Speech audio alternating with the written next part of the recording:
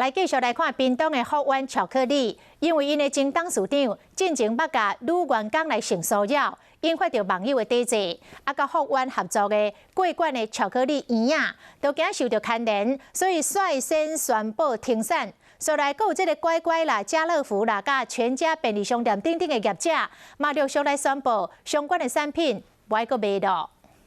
12月初8，福湾公司发出声明，对2015年的性骚扰案件，让消费者真反感，影响到合作的公司，感觉真抱歉。我们愿意承担，客户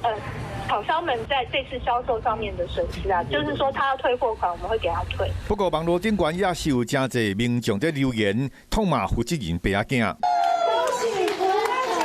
福湾公司的创办人柯华仁的老爸，姓柯的前董事长，被爆料出伫5年之前涉嫌性骚扰女实习生，即马判刑确定。最近有网友发起抵制活动，福湾公司伫11月27日就先伫网络顶端发布道歉的声明，想袂到消费者也是非常愤怒。最后进前捌甲福湾合作的公司，包括桂冠，已经伫初8大声宣布停产相关的产品。过来乖乖，家乐福也有专家便利商店，拢将福湾的产品全部落架。最后，屏东种可可农民感觉真烦恼，因烦恼原来受到影响。我们下游的小农，他会变成说他福湾没办法再收果，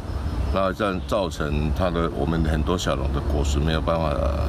顺利的交出去。都是因为前董事长无注重，最后捌伫世界得过几个种项的福湾公司受到真大影响，连带原来打击到合作的厂商。